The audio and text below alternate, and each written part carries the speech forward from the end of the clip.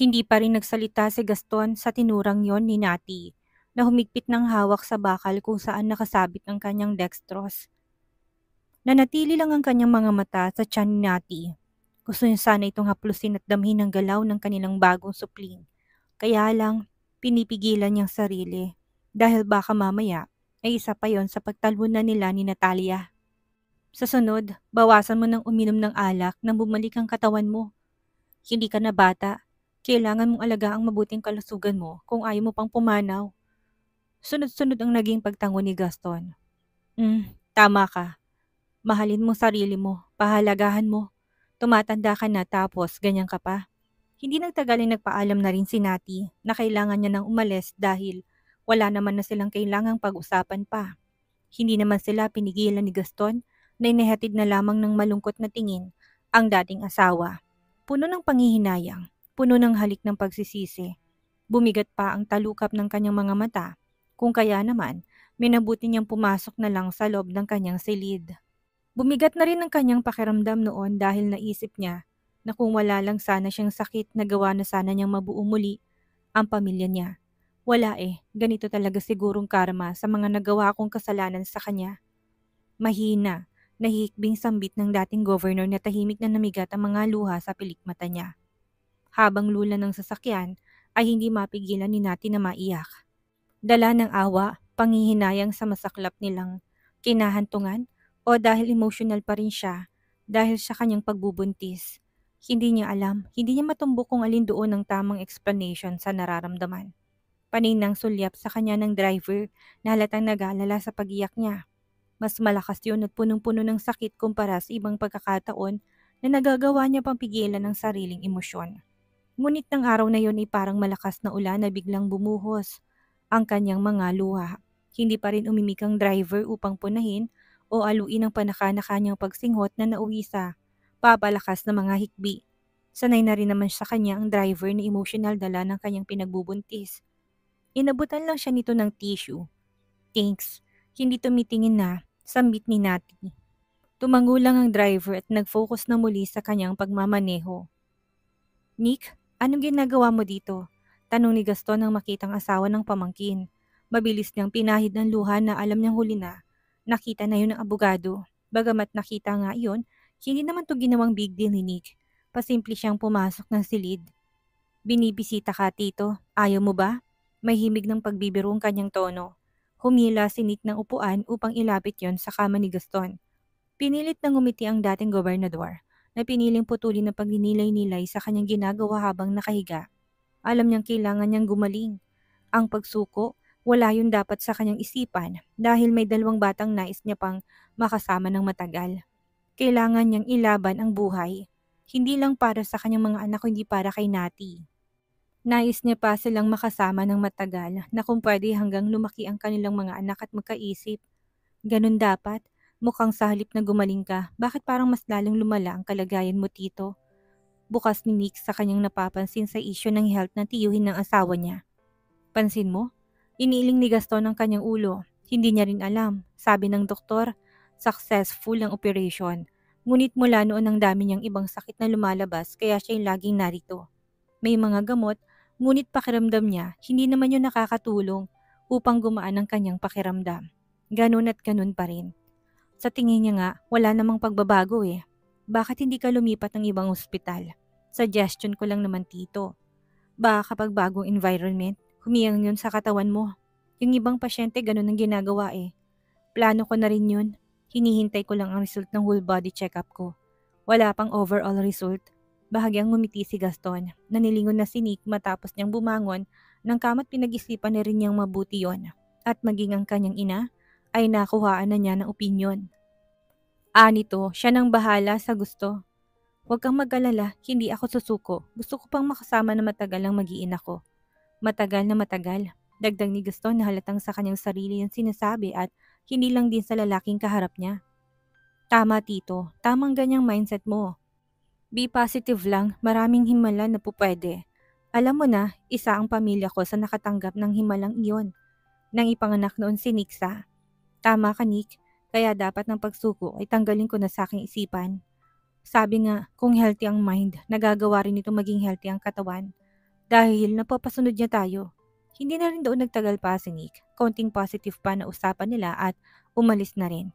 Bago niya lisanin ng ospital, ay kinausap niyang doktor ni Gaston at kumuha ng impormasyon patungkol sa kanyang sakit.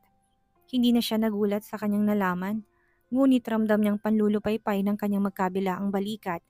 Ganun pa man ang kanyang nalaman, patuloy pa rin sa umaasa at naniniwala na may pag-asa pang dating governor na gumaling at makuha ang nais nitong mabawi. Magiging masalimuot ang laban at masaklap. Ngunit batid niya hanggang sa dulo ay mapagtatagumpayan niya yon. Magagawa niyang mapagapirin ng karamdaman. May gusto ka bang sabihin sa akin, Nick? Tanong ni Krisa nang mapansin na nakatitig sa kanyang asawa ng mga ilang minuto na. Akala niya nagagandahan lang ito pero nang palihim na pagmasdan niya ay nakita niya na parang may malalim na pinag-iisipan kung kailangan ba yung sabihin sa kanya. Hindi kaila sa kanya na galing ito ng ospital. Kay Tito ba? Umayos ng higa si Nick na yumakap na sa bewang ng asawa. 3 ng anak nila. Naisip niya na ang layo ng tinakbo ng relasyon nila ng asawa. Ni sa hinagap ay hindi niya naisip na hahantong sila ng ganong katagal sa kanilang pagsasama. Sobrang dami na nilang pinagdaanan nito. Pinagdaanan na kung iisiping mabuti, mapapatanong siya kung paano nila yun kinaya dati. Karami niya sa lahat ng asawang si Krisa. Kung kaya naman hindi niya kailangang ilihim ang kanyang nalaman. Dagdag pa doon na malapit ito sa kanyang tiyuhin kaya sasabihin niya na. Masakit pero kailangan niyang ilabas iyon. Nangako siyang kailanman hindi na maglilihim dito. Tito, pathological examination is not good. Kinakailangan niya ng bagong treatment plan. Nanahimik si Krisa sa sinabi ng asawa na naisip na naman ang buntis na hipag niya. Ang hirap talagang kalaban ng sakit kahit na may pera. Kung hindi aalaga ang mabuting kalusugan, isa yun sa magpapahirap sa katawan ng tao. Naintindihan naman niya kasi, may edad na rin ito. Edad na alam niyang number lang. Pero kung hindi aalagaan, nanakawin ng oras ang iyong lakas. Masyadong masakit ang proseso ng treatment na yon na hindi ko alam kung kaya ni Tito. I mean, kung kakayanin ng kanyang katawan. Napakahirap noon para sa kanya na maging positibo pa. Although makikita naman sa mukha niya at kilos na patuloy at paulit-ulit siyang lumalaban, yung sakit mismong nagpapahirap sa kanya. At kahit na matatag ang isip niya, ay bibigay siya. Nick, sasabihin mo bang tungkol dito sa kapatid mong si Nati? Hindi sumagot si Nick. Hindi siyang dapat noon na mag-decide. Si Gaston, kaso malamang ang choice nito ay hindi dahil 1 buwan na lang at manganganak na si Nati. Baka mapano pa to. Yun nga lang, hinihintay pa ba nila na manganak ito? O kusa na siyang makatuklas? Hindi ba't mas magiging mahirap yun para sa kanyang kapatid na alam niyang hanggang sa mga sandaling yun ay may kinikimkim pa rin na sama ng loob sa kanyang asawa? Kung pwede naman nilang isantabi ang galit at gawin ang nararapat, isa pa nakakapanghinang resulta nito. Kung akong tatanungin, hindi ako papayag. Alam mo buntis si Nati at kapag nalaman niya yon, sa tingin mo, ano ang kanyang magiging reaksyon? Isa pa, divorce na rin naman sila, hindi ba? Paninimbang na Krisa dahil alam niyang makakaapekto yun sa mag-ina. Ganun pa man, hindi niya rin naman alam ang buong katotohanan. Hindi niya alam ang mas malalim na dahilan nito. Paano ko nalaman niya tapos may masamang naging epekto sa kanya? Sa kanila ng baby, humigpit pang yakap ni Nick sa katawan ni Krisa. May punto naman ng asawa niya kung kayang talagang mahirap magdesisyon sa kanila. Pero ang totoo, nakasalungat doon ang gusto niya. Krisa, alam kong nasasabi mo lang yan dahil kay Nati. Pero sa tingin mo, kung hindi niya malalaman ng totoong kalagayan ni Tito, hindi ba sasama ang loob niya kapag nalaman niya? At huli ng lahat, hindi ko sinasabi na hindi kakayanin yun ni Tito. Pero paano kung hindi nga kakayanin ng katawan niya? Paano lang, dapat din natin na isipin yun. Malinaw at kalmado pa rin ang boses na paliwanag ni Nick sa asawa nang maintindihan siya. Habang buhay niyang sisisihin ang sarili niya na hindi niya inalam ang lahat, masisirang mental health niya. Paano ng 2 batang umaasa sa kanyang pagkalinga kapag nangyari yun? Maaring malubak ang daan na tinatahak nila ngayon na hindi naman nabago sa mag-asawa pero malay natin hindi ba? Kung magkasama sila at magkahawak ng mga kamay, magkaroon ng himala. Kagaya natin, sa tingin mo, kung may bumitaw sa atin na nandito pa ba tayo at masaya ngayon? Nandito ba tayo at tinaan yung bunga ng ating mga sakripisyo at pagtitiis sa hampas ng malalaking problema? Ha? Nabagbag ang damdamin ni Krisa doon na hindi na napigilang mapatrowback at sumang-ayon sa sinabi ni Nick. Tama nga naman ang kanyang asawa. Simbolong pamilya nila ng matatag at hindi sumusukong pamilya. Hasang-hasa ng kapalaran ng kanilang pasensya, pinatibay pa silang lalo ng mga hagupit na problema na ipinagpapasalamat nilang nalampasan. Okay, naintindihan kita Nick. Kaya lang sino magsasabi kay Nati? Ako ba o ikaw na? Ako na lang at baka mag-iyakan lang kayo ng mag-iyakan. Pabirong tura ni Nick na nagawa pang halikan sa leeg si Krisa. Nahinawakan lang isang pisngi niya dahil hindi siya makaharap sa sawat dumidedeng bunso nilang anak na si Breska. Iyakid pa naman kayo. Ang panganay nilang anak na si Nixa ang nagbigay ng nickname dito para katunog ng sa kanya. Nixa, ang layo naman ng nickname niya sa Brexaira. Bakit kasi to ang names niya? Kahit nga si Bryson, iisa lang ang name. Ako Nick lang, hindi ba daddy? Hingi pa nito ng opinyon ng kanyang ama. Mommy, palitan mo pangalan niya kung hindi kayo papayag na Brexa ng nickname niya. Si Doña Josefina nagbigay ng pangalan na yon. Nakasulat na rin sa birth certificate. Sa huli wala silang nagawa sa paladesisyon na panganay kung hindi ang Maki Brexa na rin sa bunso nila. Alright Nixa, sige na, Brexa na kung Brexa. Sagot ni Nick na tiklop ang kagustuhan ng anak. Isang linggong pinalipas ni Nick bago niya sadyain ng kapatid sa kanilang mansyon. Napakunot ang noo ni Nati pagbaba ng hagdan nang makitang kapatid na si Nick na naroroon. Parente itong umiinom ng kape. Napalingon nito sa kanya nang marinig ang yabag niya ng pababa ng hagdan. Dahil sa bigat ng tiyan, hindi niya magawang magdahan-dahan. Nakapag-prenatal ka na ba this month, Nati? Hindi pa. Last week ultrasound lang naman ang pinunta ko. Nasabi ko na ba sa'yong baby girl?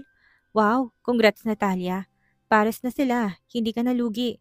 Biro paninik na tinawanan lang ni Nati. Samahan na kitang magpa-check up ngayon. Anitong halata yun lang ang pinunta. Napuno ng pagdududa ang kanyang mga mata sa naging litanya ng kapatid. 8 buwan ng kanyang tiyan at ngayon lang siya sasamahan nito. May ibang kutob siya. Medyo masama pa. Ganun pa man, hindi niya lang yun sinatinig. Hahayaan niya na lang din sa trip ang kuya. May kasama naman ako Kuya Nick. Hindi mo na kailangan pang magabala. Kahit na, saka hindi ka ba nahihiya na iisipin nilang matandang hukluban ng asawa mo? Kada pumupunta ka sa prenatal mo? Alam mo na, maraming judgmental sa mga tao ngayon. Kahit na magpaliwanag ka pa na hindi yun totoo, mahusgahan ka pa rin nila. Palipad hangin ninig ng maisip ng family driver nilang tinutukoy ni Nati. May plano siya at kailangan na magawa na niyang bagay na yun ngayon. Nakahanda na siya. Kailangan ng malaman ng kapatid ang tungkol doon sa lalong madaling panahon. Hindi tayo pagkakamalan dahil magkamukha tayo at kilala rin nila na magkapatid kung yun ang inaalala mong mangyayari. Pagak nang natawa si Nati. Hindi na maintindihan kung anong binabalak ng kanyang kapatid. Nararamdaman niya na may kung anumang binabalak ito na kailangan niyang malaman. Kilala niya ito kung kaya alam niya na may iba itong plano at kung ano yon ay nais niyang matuklasan. Sus, okay lang yun. Hindi naman sila naglalayo ng edad ni Gaston. Mukha lang siyang bata. Balasubas na sagot ni Nati nang buong akala yung matutuwang kanyang kapatid sa kalokohan. Kapag siyang kasama ko doon, malamang na ganun pa rin ang masasabi pa rin ng mga tao. Natalia, ang bibig mo. Saway na ni Nick na hindi nagustuhan ng biro ng kapatid. Marahil dahil may sakit si Gaston at alam niya yon. Kung wala naman baka natawa pa siya. Wala namang masama sa sinabi ko ah. I'm just stating the facts. Kahit na, pumayag ka na lang sa gusto ko at huwag ka nang umangal pa. Sasamahan kita ngayon sa prenatal mo, sa ayaw at sa gusto mo. Maliwanag, hindi ka pwedeng tumanggi sa offer ko. Eh di wow, pamimikon pa ni Nati sa kapatid na tuwang-tuwa na sa itsura ni Nick noon. Nakapikit ang mga mata ni Nick habang lula na sila ng sasakyan. Panakanakang pangaasar ni Nati sa kanyang ngunit hindi niya naman to pinapansin. Iniisip niya kung paanong approach na gagawin niya sa kapatid nang hindi to magugulat. Kailangan na smooth lang. Baka mapaanak ang kapatid niya nang wala sa oras kung bibiglain niyang sabihin yon sa kanya. Sinama pa rin nilang family driver. Nang hindi na si Nati pinapatulan ng kapatid ay panay ng tingin niya sa mukha nito dahil sa nararamdaman niya na may kakaiba na sa kilos ng kapatid at hindi niya yun mahulaan kung anong dahilan. Sinamahan na muna siya nito na mag-prenatal check-up. Gaya na inasahan, kilalang kanyang kapatid kaya panay ang bati sa kanya ng mga doktor at nurses na nakakasalubong nila. Feel na feel naman yun ng kanyang kapatid na daig pang celebrity. Anong ginagawa natin sa hospital na to? Tanungin natin na huminto ang sasakyan sa entrance. Napaaw na siya sa kanyang kinaupuan dahil ibang hospital ang pinuntahan nila. Dadalawin natin ang ama ng anak mo. Walang patumpik-tumpik na sagot ni Nick. Naguguluhan na si Nati na nilingon ng mukha ng kapatid. Anong pinagsasabi nito na dadalawin nila si Gaston? Doon sa kabilang hospital yon at huli niyang nakita. Bakit pa dito sila pumunta? Sumikdo ang kakaibang kaba sa puso ni Nati na parang binalot ng malamig na hangin at pawis. Ha? Paano natin siya dadalawin? Lutang na tanong niya pa rin sa kapatid na hindi na siya magawang tingnan sa mga mata kahit na anong pilit niya. Naroon siya sa kabilang ospital. Nagpalipat na siya dito. Napangat pang puwet ni Nati sa upuang kasabay ng malakas sa pagsipa ng baby sa loob ng kanyang tiyan. Dahilan upang mapahawak na siya doon at marana yung haplos-haplusin. Kumalma naman ang baby sa ginagawa niyang yon. Malamang dahil siya naging gulat niya. Nagpalipat? Bakit? Sabi niya nung nakita ko siya, palabas na rin daw naman siya ng ospital. Doon palang nakaramdam na si Nati ng kakaiba. Yung kutob na dati niyang naiisip, ngunit hindi niya iniintindi. Hindi niya pinapansin dahil tiwala siyang simpleng sakit ng ito ni Gaston, na sa mismong bibig na rin naman ng lalaki nang galing nung tanungin niya ito dati. Napansin niya na may kakaiba sa mabilis na pagbagsak nito ng timbang. Hindi niya sineryoso. Matagal na siyang pabalik-balik na ospital na yon at hindi gumagaling kung kaya nagsuggest ako na lumipat siya. Sinunod niya naman ang payo ko. Sagot ni Nick na hindi pa rin makatingin. Ano? Dati pa? Ibig sabihin ay alam ng kanyang kapatid na nasa ospital ito at wala itong sinasabi sa kanya. Sa bagay, alam naman ito na galit siya. Isa pa, hindi din naman siya nagtatanong sa kanya.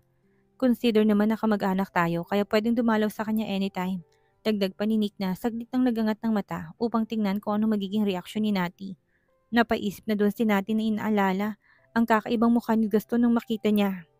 Sumagi pa nga na bakang lala noon kung kaya naman ganun ang kanyang itsura.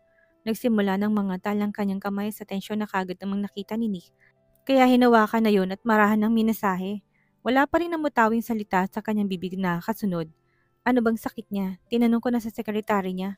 Common stomach problem lang daw. Garalgal ng tindig ni Nati na halatang bumabangon na rin ang kabat sa kanyang puso. Sobrang lalabat hindi mo magawang sabihin sa akin ha, Kuya Nick. Kinakausap naman kita.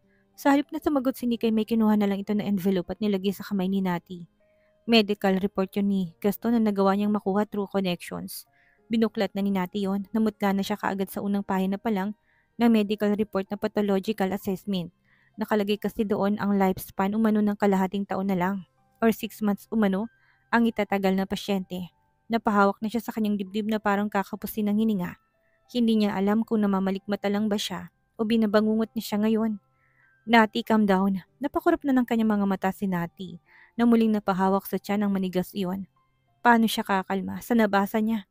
6 months? Kung totoo man yun, ibig sabihin 5 months pa lang niyang nisisilang anak nila ay mawawala na si Gaston? Imposible yun. Hindi totoo. In denial ang buong katawan niya dito. Muli pang sumipang baby sa loob ng kanyang tiyan kung kaya nahigit niya na rin ang hininga. Baby, kalma. Tahimik na bulong niya sa kanyang puso. Nilingon niya ng kapatid gamit ang sobrang naguguluhan niya ng mga mata. Naguhumiyaw ng resulta pero pilit niyang hinahanapan ng butas at mali. Iniisip niya na pang prank lang nila ito. Kuya Nick, totoo ba ito? Saan mo ito nakuha? Sabihin mo pinaglalaroan mo lang ako. Nati, I'm sorry. Ayaw kitang masaktan at alam kong dami mong pinagdadaanan. Kaya may nabuti namin na hindi na lang muna sabihin ng tungkol dito. Ayaw namin na dumagdag pa.